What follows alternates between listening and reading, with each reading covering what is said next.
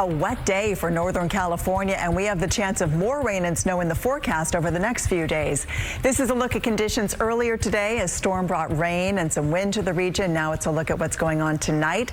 Much of the rain has moved out of the valley for now, but again, we are expecting more in the days ahead. The KCRA 3 Weather Impact Day continues tonight. Thanks for joining us for our news at 11. I'm Edie Lambert. I'm Golston Dart. A lot to talk about here. There's still plenty of rain this evening in the foothills, and our meteorologists are watching for a little snow over the passes. So here's a live look at some of the conditions along I-80 tonight. This is near Donner Summit. Temperatures are dropping and snow could start accumulating soon. We have team coverage of the wet weather tonight, and we start with meteorologist Heather Waldman. Where is it still raining? Yeah, as you guys mentioned, it's really all about the foothills and into the mountains at this point. What's left over for the valley, if you're driving around, you may just need the windshield wipers because of the spray coming off of the roads. Things are likely going to stay wet into tomorrow morning.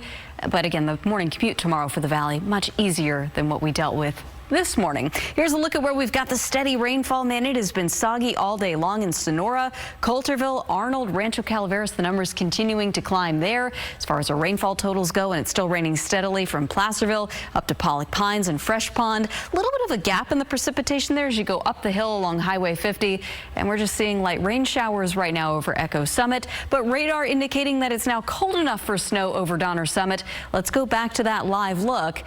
Here's the thing, there's just not that much precipitation reaching the ground right now. So you can see the sheen on the road. The road is just wet at this point. We'll see if anything accumulates overnight. It will be cold enough for snow with temperatures at Donner Summit in the mid-30s. There may be a little bit of slush on the road first thing tomorrow morning, but any snow accumulations would be minor. Additional rain accumulation, this is through the entire day tomorrow.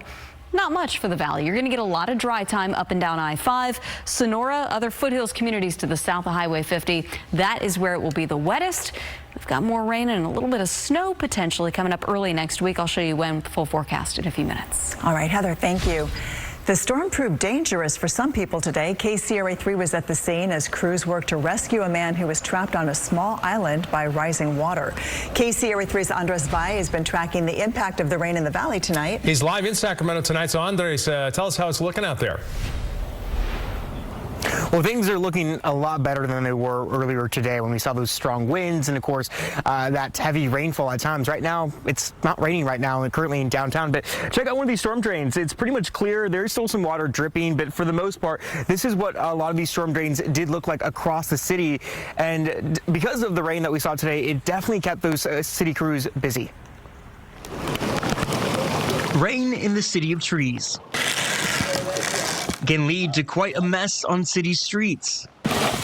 But it's a job the Kurth brothers know how to handle. I got my kids well trained. They're just doing all the work for me, or I sit back and relax. So it's been years in training. As you can see, they're doing a great job. You lift it up. And while Thursday's rain for the Kurth family only led to a small cleanup in their East Sacramento home, across town, the Sacramento Fire Department's water rescue team sprang into action as soaking rain caused water levels to rise in some creeks, leading to a water rescue in Sacramento's Gardenland neighborhood. It wasn't so much that they were in the water, it was that their egress had been cut off. 2 people and their dog called for help after becoming stranded at an encampment on an island along Steelhead Creek. One of the things is this time of year, we have to start thinking about the fact that the levees are going to start to be utilized again, water levels are going to be rising, and that they need to look at either moving to higher ground or being prepared to leave when we get weather of the situations prior to their egress being cut off. The city of Sacramento says crews were out all day checking on clogged storm drains that could lead to street flooding, adding that they need your help to locate any trouble spots. But we do have crews that are out responding, especially if there's drainage issues that are related to the storm drains. If anyone does see any clogged storm drains, we're asking them to call 311 so that our storm crews can respond. And speaking of 311, the city says they saw a slight increase in those 311 calls, but nothing out of the ordinary on a rainy day. Again, you can always call 311 if you see any street flooding, to report any of those blocked storm drains, as well as any down signal lights. Just make sure to give them the right address so they can go to the right area to fix it. Live here in Sacramento, Andres Valle, KCRA 3 News. All right, Andres, thank you. And in Sacramento County, crews working all day to repair the damage caused here by a crash. It happened this morning. We're told a car car slammed into a utility pole around 11 this morning on Fair Oaks Boulevard and Fulton Avenue, bringing down those lines. Now, they're not power lines. We're told that those are cable and internet lines, so some people did lose their cable service. The driver's condition is not known. The rain was really coming down in the foothills this morning. That's a look at conditions near Placerville in El Dorado County. The residents there say the key really is just to take it slow. Other people are crazy. I like to take it slow and go and just make sure that I'm not sliding and slipping and all that fun stuff that I don't like. And the organizers of a major soccer event in Davis this weekend are canceling because of the weather. Yeah, a lot of people involved with this. NorCal Premier Soccer canceling all boys showcase, League Cup, and All-Star games for the weekend. The commissioner says the fields just aren't going to be playable because of all of the flooding at the Davis Legacy Soccer Complex.